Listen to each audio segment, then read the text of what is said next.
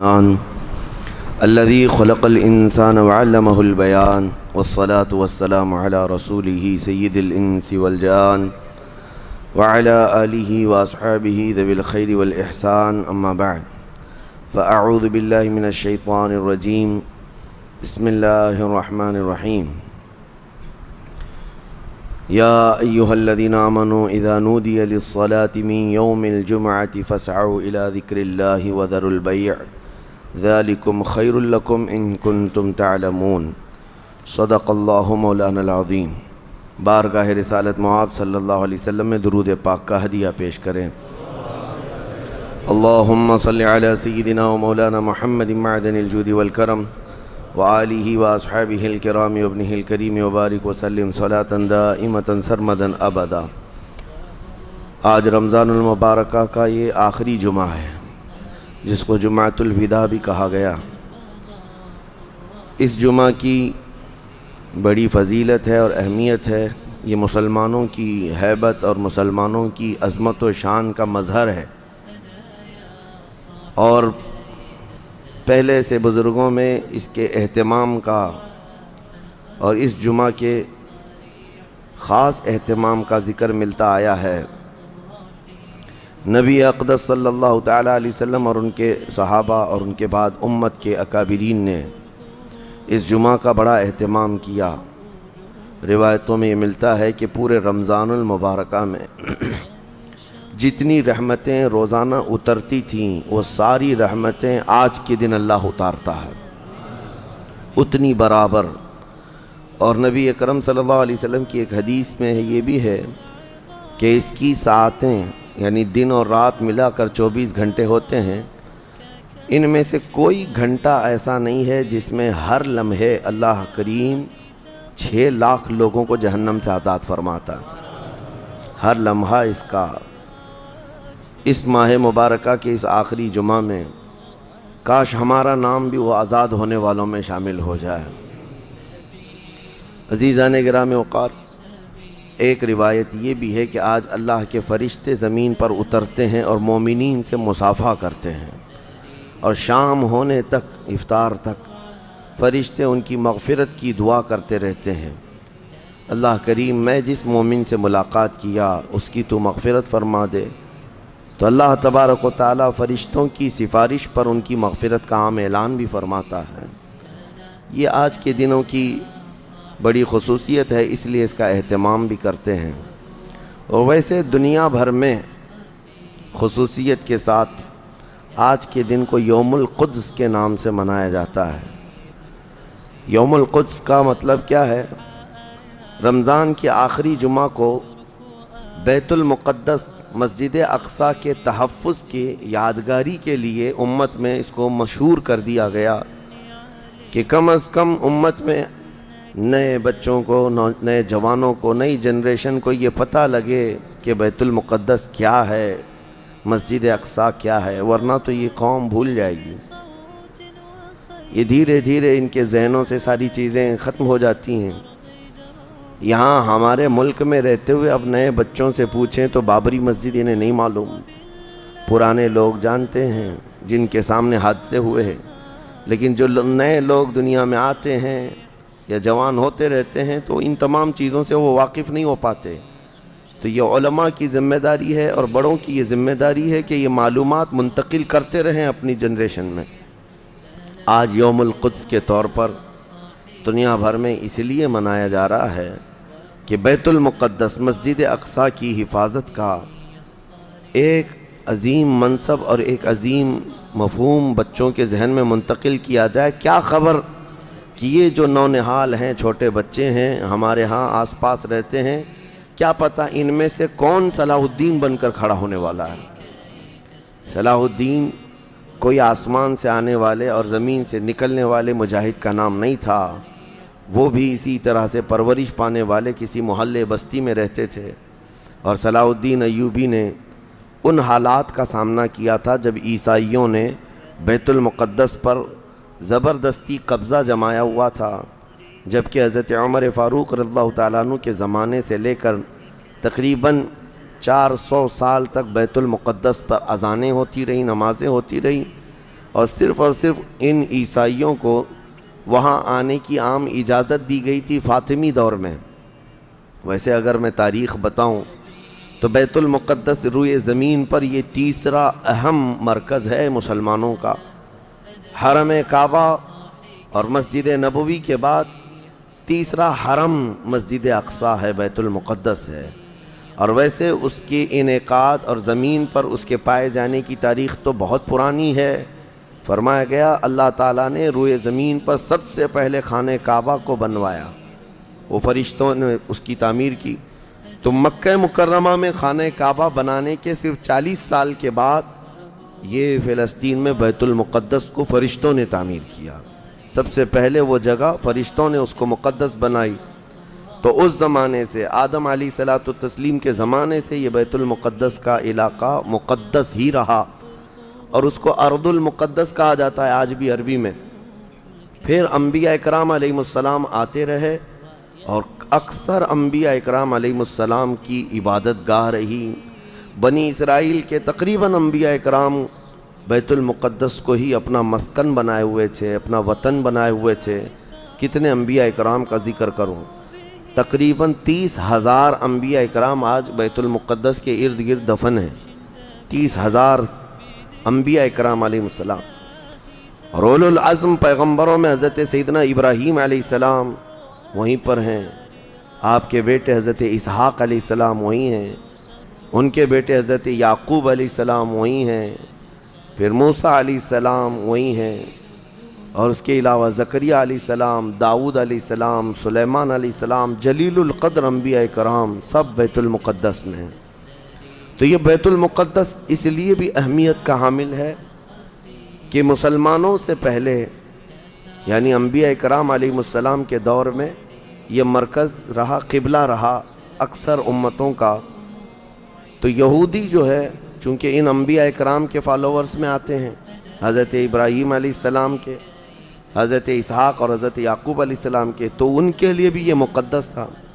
اور پھر مزے کی بات یہ ہے کہ حضرت بی بی مریم کی ساری تربیت جو ہے بیت المقدس کے اندر ہوئی، جیسے کہ آپ نے تفسیر میں سماعت کیا ہوگا۔ اور پھر جب وہ جوان ہوئیں تو حضرت عیسیٰ علیہ السلام کی ولادت بھی بیت المقدس سے قریب میں ہوئی ہے۔ حضرت عیسیٰ علیہ السلام پیدا وہاں ہوئے، اور حضرت عیسیٰ علیہ السلام نے بھی تبلیغ کا مرکز اسی کو بنایا، بیت المقدس کو بنایا۔ تو دنیا کے پرانے مذاہب میں، پرانے دین میں یہودیت جو ہے ان کے لیے بھی وہ مقدس ہے، عیسائی جو ہیں ان کے لیے بھی وہ مقدس ہے، پھر اسلام کے لیے اس لیے بھی مقدس ہے کہ اصل ابراہیم علیہ السلام کے دین پر اب نہ یہودی باقی رہے نہ عیسائی باقی رہے، بلکہ صرف مسلمان باقی رہے، کیونکہ ابراہیم علیہ السلام نے شرک اور کفر کی تعلیم نہیں دی تھی، وہ تنہا اللہ رب العزت کے موحد تھے۔ اللہ کی وحدانیت انہوں نے اس وقت پھیلائی، اور اس دین پر آج کوئی قائم ہے تو وہ مسلمان ہیں۔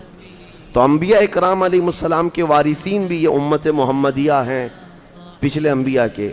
اور اس کے علاوہ ایک عظمت والی چیز یہ ہے کہ جب میرے آقا صلی اللہ تعالیٰ علیہ وسلم اعلان نبوت فرمائے اور تقریباً نمازیں فرض ہوئیں، تو نمازوں میں بھی تقریباً 17 مہینے تک حضور صلی اللہ علیہ وسلم اور صحابہ نے بیت المقدس کی طرف منہ کر کے نمازیں ادا کیں۔ اس اعتبار سے ہمارا پہلا قبلہ وہی ہے، پہلا قبلہ جس کو قبلہ اول کہا گیا ہے۔ پھر حضور کی خواہش پر قبلہ بدل دیا گیا، خانہ کعبہ قبلہ ہو گیا ہمارا۔ اور ایک بڑی اہمیت اس بیت المقدس کی یہ بھی ہے کہ جب نبی اکرم صلی اللہ تعالیٰ علیہ وسلم معراج کی شب تشریف لے جا رہے تھے رب ذوالجلال کی ملاقات کے لیے، تو جبرائیل امین کے نے براق کی سواری کو حرم سے لے کر سب سے پہلے جہاں پر اتارا تھا وہ بیت المقدس ہے۔ بیت المقدس جہاں پر آج بھی وہ جگہ باقی ہے جہاں رسول کریم صلی اللہ تعالیٰ علیہ وسلم کی سواری براق کو باندھا گیا تھا، اور حضور نے اندر جا کر 1,24,000 کم و بیش نبیوں کو حضور نے امامت فرمائی تھی۔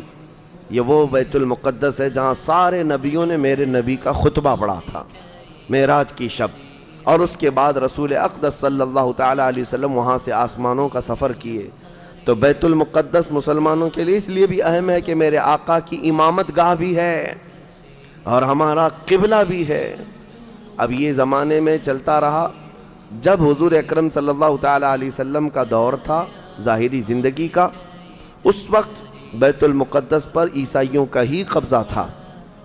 ہم یہ بتاتے ہیں عیسائیوں کا، لیکن عیسائیوں نے کہاں سے قبضہ کیا تھا؟ وہ تو یہودیوں سے حاصل کیا تھا. یہودیوں کو مارتے تھے.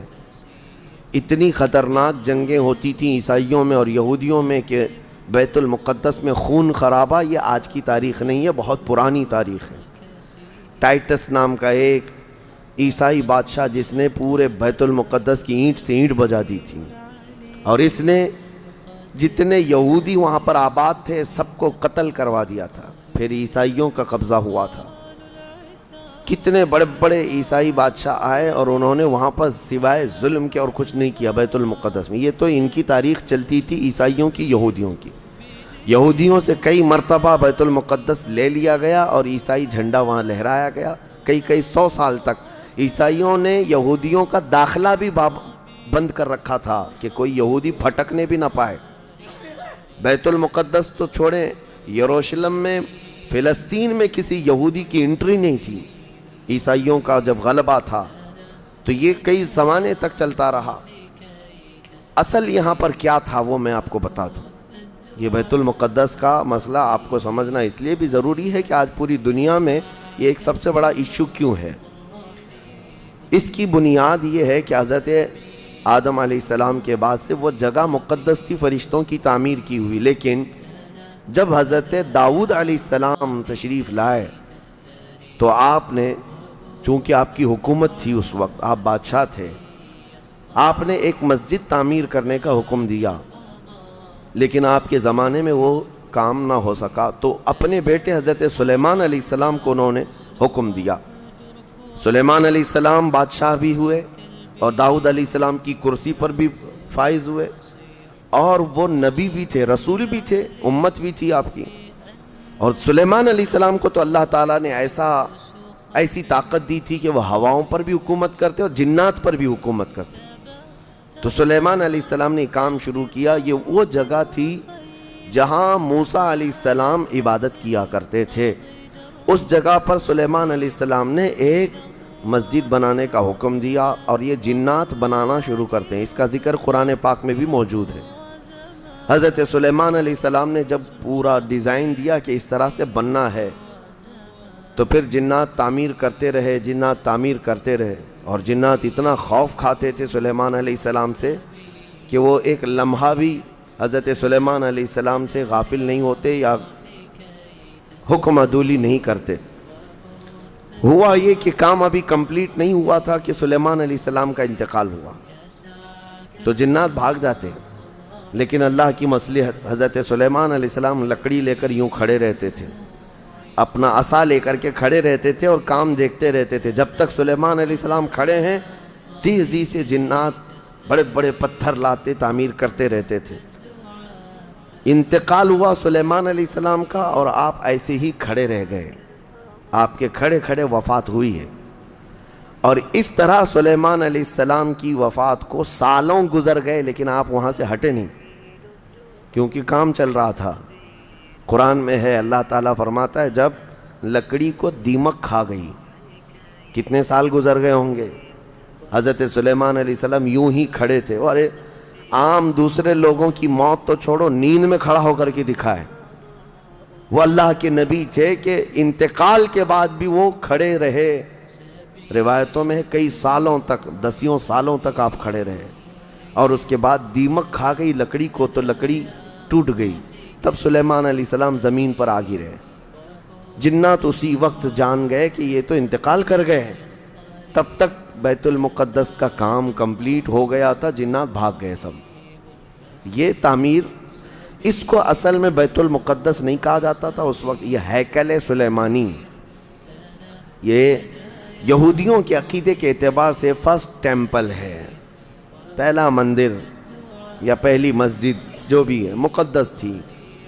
یہ ہیکل سلیمانی جو سلیمان علیہ السلام نے جنات سے بنایا تھا، اور سلیمان علیہ السلام کی کرسی جہاں لگتی تھی اس وقت حضرت سلیمان علیہ السلام نے جنات اور سرکش لوگوں سے اور جادوگر لوگوں سے سب چیزیں جادو کی چھین کر اپنی کرسی کے نیچے دفن کر دیا تھا. سب ختم کیا تھا کہ کوئی جادو ٹونا یہ سب چیزیں نہ ہوں، کیونکہ یہودی جادو کے پیچھے بہت بھاگتے تھے، صرف جادو میں ہی دن رات۔ آپ نے سب دفن کیا، اور اس کے بعد آپ کے انتقال کے بعد سالوں بیتے اور اسی طرح سے رہے۔ لیکن پھر یہ ہیکل سلیمانی کو ایک بادشاہ آیا جو عراق کا رہنے والا تھا، اس کی یہودیوں سے دشمنی تھی، اس نے ایسا حملہ کیا کہ پورے ہیکل کو توڑ ڈالا، یعنی جو جنات کا بنایا ہوا تھا اس کو مکمل طور سے مسمار کر دیا۔ ایک دیوار باقی رہ گئی، ایک دیوار باقی رہ گئی، جہاں جا کر کے آج یہ یہودی روتے ہیں، دیوار گریا اس کو کہتے ہیں۔ وہ اس زمانے کی ایک باقی رہ گئی، باقی پورا ہیکل گرا دیا۔ زمانہ بیت گیا، یہودی اس بات پر روتے رہے کہ ان کو مارا گیا، قتل کیا گیا۔ پھر عیسائیوں کا اس پر قبضہ رہا، پھر عیسائیوں سے یہودیوں نے ایک بار پھر حاصل کیا، پھر دوبارہ یہ ٹائٹس کے زمانے میں عیسائیوں نے مار کر کے پورے یہودیوں کو خون خون کر دیا۔ اور پھر بیت المقدس کچھ نہیں تھا، ایک دیوار تھی، ایک دوسری وہاں پر ایک چھوٹی سی عمارت بنائی گئی۔ اس عمارت کو یہ سیکنڈ ٹیمپل کہتے ہیں، سیکنڈ ٹیمپل، یہ دوسرا مندر، اور اسی کو عبادت گاہ بنا کر چلتے رہے۔ زمانہ بیتا، یہاں تک کہ حضور صلی اللہ تعالیٰ علیہ وسلم کی نبوت کا اعلان ہوا۔ پھر اس کے بعد 23 سال گزرے، پھر آپ کی وفات کے بعد صدیق اکبر کا زمانہ آیا، پھر سیدنا عمر فاروق کا زمانہ آیا۔ تقریباً یہ 26-28 ہجری کی بات ہے، حضرت عمر کے دور میں۔ پھر حضرت عمر فاروق کے دور میں جو فتوحات ہو رہی تھی، اسلام پھیلتا جا رہا تھا، تب صحابہ کے ایک لشکر کو حضرت عمر نے فلسطین بھی بھیجا، جس میں حضرت ابو عبیدہ بن جراح بھی تھے۔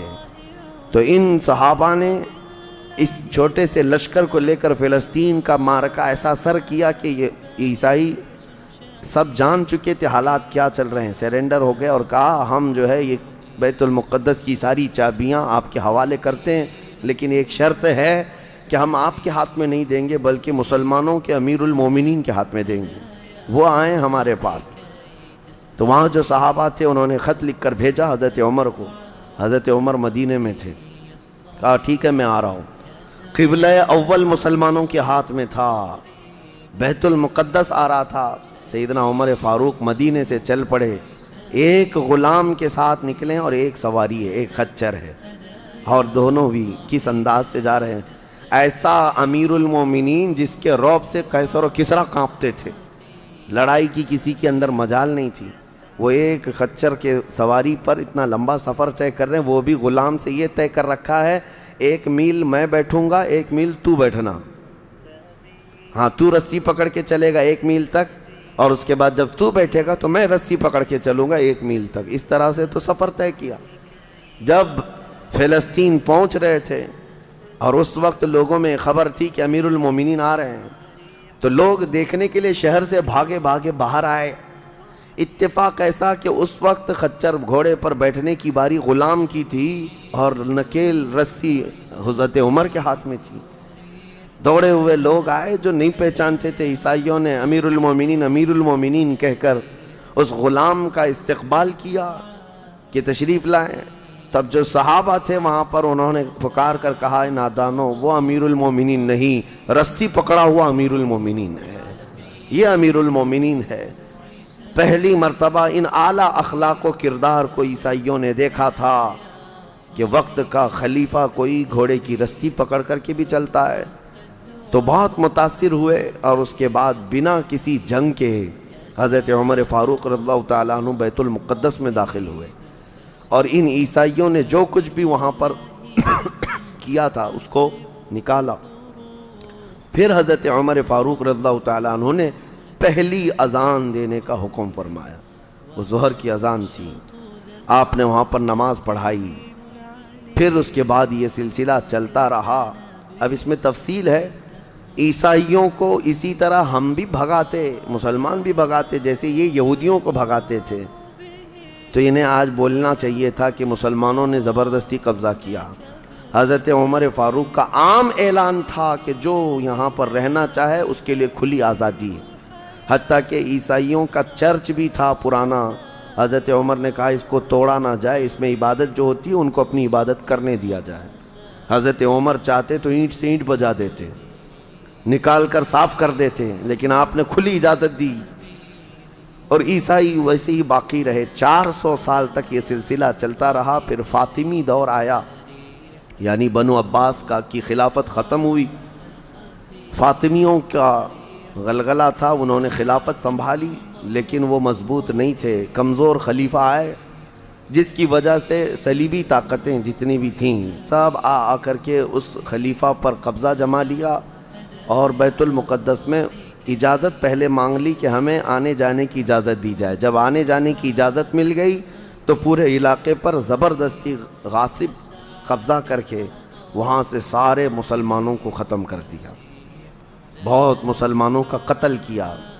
فلسطین کی سرزمین یہودیوں کے قتل سے بھی بھری ہے، مسلمانوں کے قتل سے بھی بھری ہے، اور یہودیوں نے عیسائیوں کا بھی قتل کیا ہے، لیکن مسلمانوں کا قتل عام کر کے یہ زبردستی فائز ہوئے ہیں کہ اس پہ بیت المقدس پر یہ قبضہ جو ہے 87 ایئرز تک چلتا رہا، 87 سال تک۔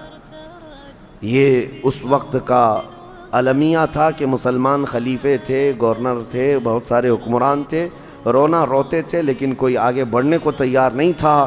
کردستان کا ایک شہزادہ صلاح الدین ایوبی، جو نور الدین زنگی کے شاگرد تھے اور ان کی فوج کے سپاہی تھے، ان کو یہ روزانہ خبریں تھی کہ بیت المقدس میں سب کچھ اجاڑ دیا گیا ہے، مسلمانوں کی اذان بند ہے، وہاں نہ جمعہ کا خطبہ ہو سکتا ہے، نہ ہی عبادت کے لیے وہاں پر نماز پڑھی جا سکتی ہے۔ ایک دن گزر رہے تھے، انہوں نے ایک لکڑی کا ممبر بنوایا اور پھر عزم کر لیا کہ یہ ممبر میں بیت المقدس میں رکھ کر کے رہوں گا اور اس سے خطبہ دیا جائے گا۔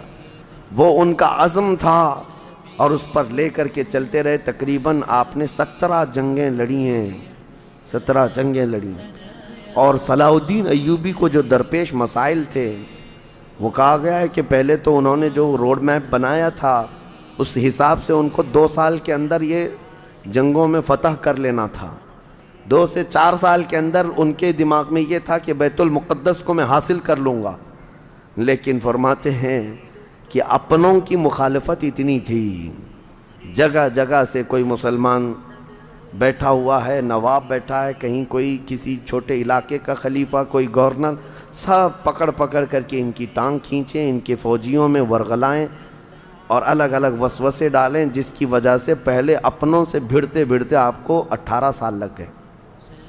بیت المقدس پھر پہنچے، صلیبیوں سے معرکہ آرائیاں ہوتی رہیں، پھر وہ 87 سال کے بعد صلاح الدین ایوبی نے دوبارہ بیت المقدس کو ان عیسائیوں سے پاک کیا، اور آپ نے وہ ممبر وہاں پر لگایا اور تاریخی خطبہ عطا کیا تھا۔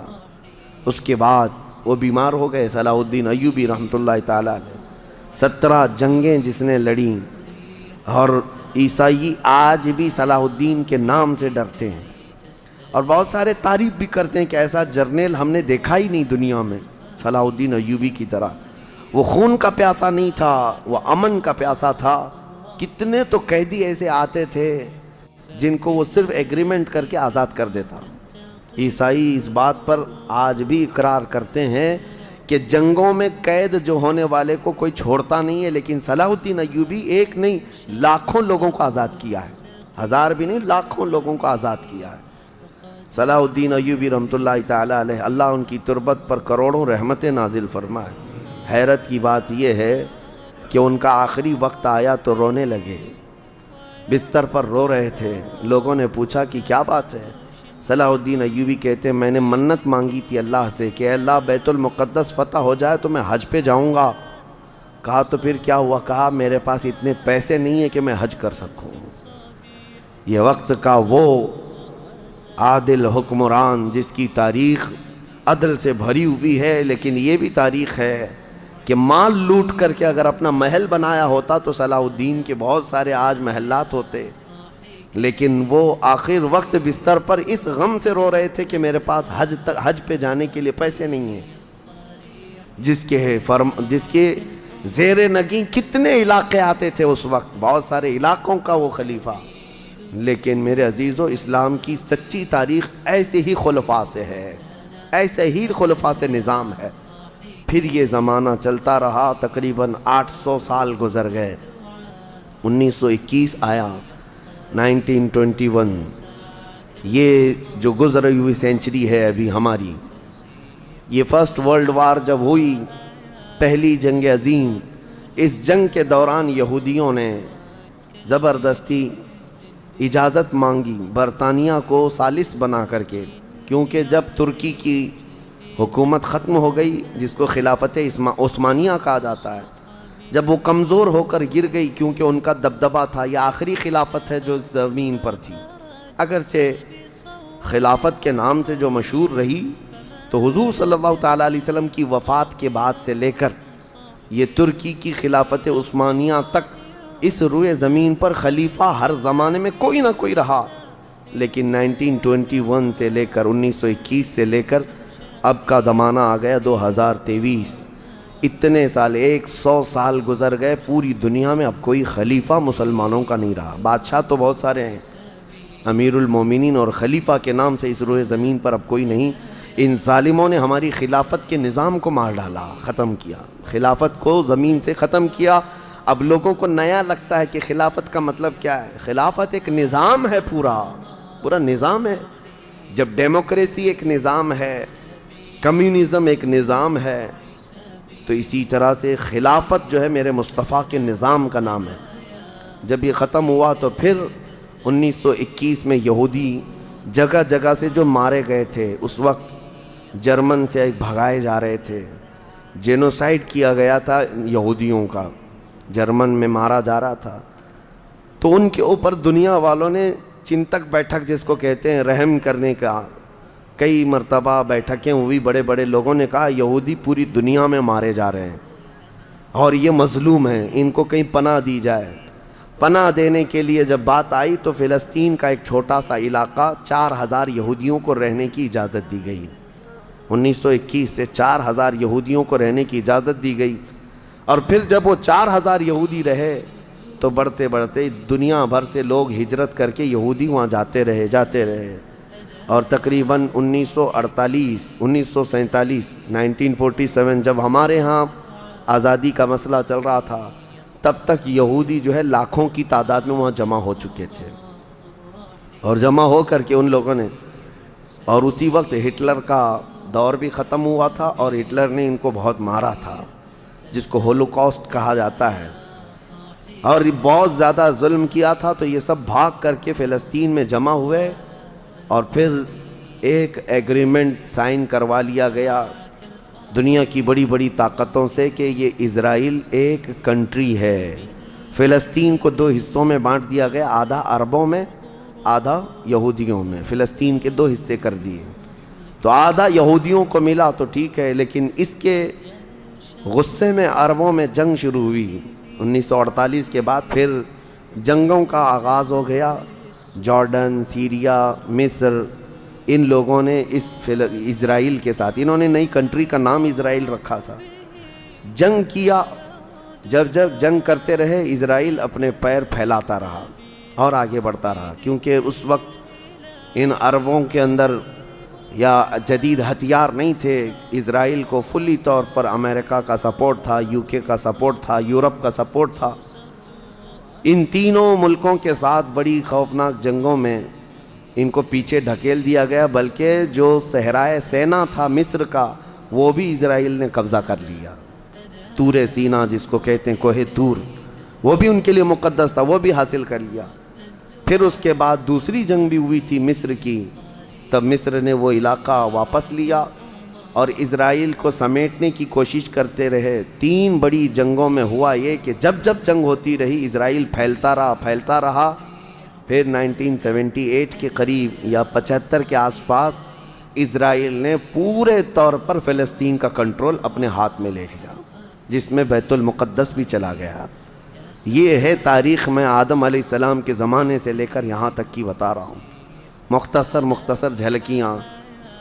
اس کے بعد سے یہودیوں نے بیت المقدس کا کنٹرول اپنے ہاتھ میں لیا، حالانکہ UN کا یہ فیصلہ ہے کہ پورے اسرائیل کو یہ خاص طور پر تنبیہ کی گئی ہے کہ صرف مسجد اقصی جو بیت المقدس ہے، اس کا کنٹرول اور اس کا مینجمنٹ اس کے انتظامات یہودیوں کے ہاتھ میں بھی نہیں رہیں گے اور وہاں کے فلسطینی مسلمانوں کے ہاتھ میں بھی نہیں رہیں گے، یہ جارڈن کی حکومت کو دیا گیا ہے۔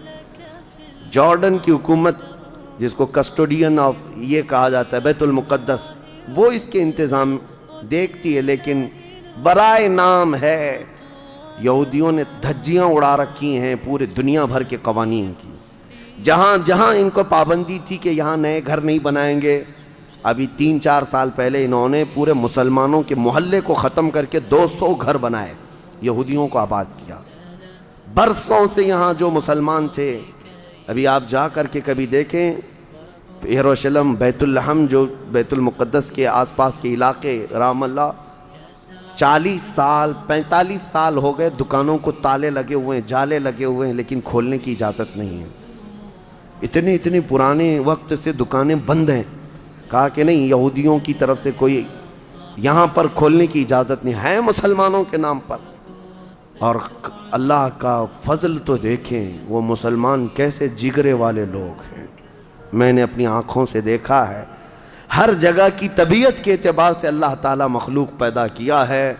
ان ظالم غاصب اسرائیلیوں کو ہم نے دیکھا، یہ بندوق تانے بیت المقدس کے ہر دروازے پر کھڑے رہتے ہیں، اور مسلمانوں کا فلسطینی 8 سال کا بچہ آتا ہے، اس کی نال یوں پھینک کر کے مسجد میں اندر جاتا ہے، نماز پڑھتا ہے، پھر نکلتا ہے، اور وہ فوجی دیکھتا رہ جاتا ہے، کچھ نہیں کرتا۔ بسا اوقات گولیوں سے برساتے ہیں۔ روزانہ کا معمول یہ ہے، رات کو گولیوں کی بارش ہوئی، سمیٹ کر کے ختم کیا گیا، زخمی ہاسپٹل میں گئے، دوسرے دن دیکھا عصر کے بعد بیت المقدس کے باہر صحن جو ہے وہاں پر پھر عورتیں بچے سب جو روزانہ عصر سے لے کر مغرب تک اپنی روٹیاں اپنے کھانے لے کر کے آتی ہیں، بیٹھتی ہیں، ایسا لگتا ہے یہاں کچھ ہوا ہی نہیں، کچھ ہوا ہی نہیں۔ مائیں بچوں کو بچپن سے یہ چیز ڈال دیتی ہیں کہ بیٹا اگر تو ابھی گھر سے گیا نماز کے لیے تو ہمیں یہ یقین نہیں ہوتا کہ تیرا جسم آئے گا کہ تیری لاش آئے گی۔ ہر ماں کا یہ وہاں پر جذبہ ہے، اور یہ حدیث پاک میں موجود ہے۔ میرے آقا صلی اللہ علیہ وسلم نے فرمایا لا تزال طائفۃ من امتی، میری امت میں سے ایک جماعت ایسی رہے گی جو قیامت تک حق کے لیے لڑتی رہے گی، اور اللہ ان کا ناصر و مددگار ہوگا۔ بیت المقدس کی یہ تاریخ آج، بیت المقدس کو انہوں نے خون میں نہلا رکھا ہے، یہودیوں کا زبردستی اس پر قبضہ ہے۔ اب یہ چاہتے کیا ہیں، یہ بھی میں آپ کو بتا دوں، یہ چاہتے ہیں کہ یہ مسجد اقصیٰ جو تعمیر ہوئی یہ حضرت عمر کے حکم سے ہوئی، پھر اموی خلفاء جب آئے، خلیفہ ولید بن عبد الملک، اس نے پوری مسجد بنوائی، اور یہ جو پیلا گنبد آپ دیکھتے ہیں قبۃ الصخرہ جو مسجد اقصیٰ سے جس کو مشہور کیا گیا ہے، یہ قبۃ الصخرہ ہے، ڈوم آف راک جس کو کہتے ہیں، یہ اصل اس سے لگی ہوئی ہے بیت المقدس کی مسجد پرانی، اس کو شو نہیں کرتے، اس کو یہ گرا کر کے اس کو پورا زمین بوس کر کے 3rd ٹیمپل بنانے کا پلان ہے۔ ان کو یہ چاہیے کہ حضرت داؤد علیہ السلام کے زمانے میں جو کام شروع ہوا تھا، سلیمان علیہ السلام نے جو مندر بنایا تھا، جو ٹیمپل بنایا تھا، ہم اس کو اسی جگہ تعمیر کریں گے۔ تو بیت المقدس مسجد اقصیٰ کی دیوار سے دیوار انہیں گرانا ہے، اس کے لیے یہ کیا کیا سازشیں کرتے رہے، کھدائی کرتے رہے کہ یہاں پرانا خزانہ ہے، فلاں چیزیں ہیں، ثبوت نکالنا ہے۔ کتنا دیواروں کو ہلانے کے لیے آرٹیفیشیل زلزلے لائے گئے، مصنوعی طور پر یہ زمین ارتھ کویک لائے گئے کہ مسجد اقصیٰ گر جائے، لیکن اللہ کی مرضی جب تک چاہے۔ اب اگر حالات ایسی ہیں تو یہ مسجد اقصیٰ کو گرا کر کے وہاں پر ایک 3rd ٹیمپل بنائیں گے، جس کا پورا آرکیٹیکٹ ڈیزائن بھی انہوں نے ظاہر کر دیا ہے، نشر کر دیا ہے، کوئن بھی ایک جاری کر دیا ہے جس کو لے کر کے ان کے 3rd ٹیمپل کے اندر جائے گا، آئے گا۔ یہ 2017 کی بات میں بتا رہا ہوں، پوری تیاریاں کر لی گئی ہیں۔ اب دیکھا گیا ہے کہ مسلمان ہر جگہ سے سوئے ہوئے ہیں، اب کوئی بھی اٹھتا نہیں ہے۔ عربوں کے منہ میں تو انہوں نے اپنی زبان رکھ دی ہے، عرب اب بولنے کے قابل نہیں رہ گئے، اور بغل کے جو دیش لڑے تھے پہلے، مصر، سیریا، جارڈن، آج ان کی حالت کیا ہے؟ وہ خود خانہ جنگی میں مبتلا ہیں، آپس کی لڑائیوں میں مصروف ہیں۔ اسرائیل کی غنڈہ گردی اور دادا گیری اس حد تک بڑھ گئی ہے کہ اسے آس پاس کسی کا خوف نہیں۔ ہاں اگر کچھ بولتا ہے تو کبھی ترکی بولتا ہے، ہاں اس کو اپنے اس ملک کے لیے سب سے بڑا خطرہ محسوس ہوتا ہے تو ایران ہے۔ ایران کو اس نے سعودی سے ایسا لڑا کر کے رکھا ہے کہ وہ آپس میں جنگیں کرتے رہیں، اسی لیے ابھی ایران اور سعودی کا پیس معاہدہ ہوا، ایگریمنٹ ہوا، تو سب سے پہلے نیند حرام ہو رہی ہے اسرائیل کی کہ یہ اگر دوست ہو گئے تو میرا کیا ہوگا، میری حفاظت کیا ہوگی۔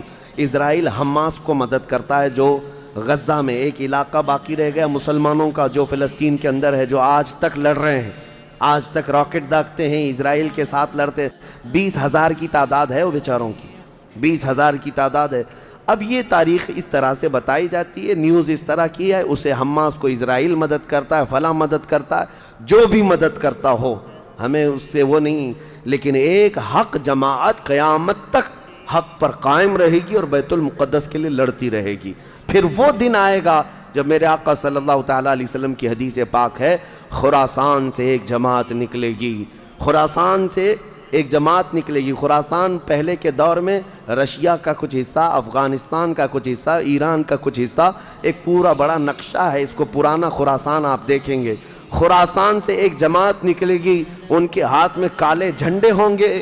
میرے آقا نے فرمایا وہ اتنی تیزی سے نکلیں گے کہ دنیا کی بڑی سی بڑی طاقت ان کا راستہ نہیں روک سکے گی، اور وہ سیدھے جھنڈے لے جا کر کے بیت المقدس میں نصب کریں گے، اور پھر اسلام کا پرچم وہاں سے بلند کیا جائے گا۔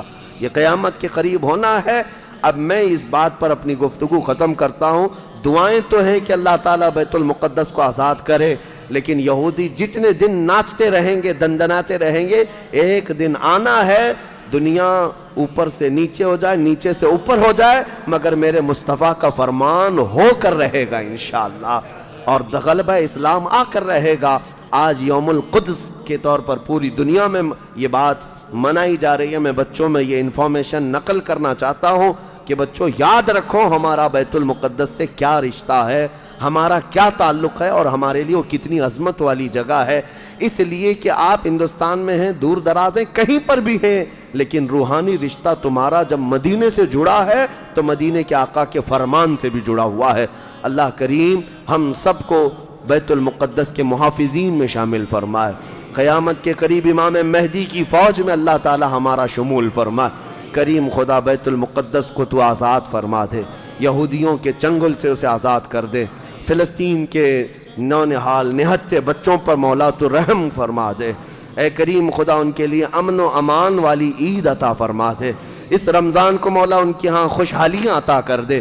اے کریم خدا شام، عراق، یمن اور دیگر ممالک اسلامیہ جہاں پر مسلمانوں کی حالتوں کو زار زار کیا گیا ہے، اے رب قدیر اس ماہ مبارکہ کے صدقے ان سب پر فضل فرما دے۔ تیرے حبیب کی امت کو مولا عزت و وقار عطا فرما دے۔ وصلی اللہ تعالی علی خیر خلق محمد وآلہ واصحابہ اجمعین، وآخر دعوانا ان الحمد للہ رب العالمین۔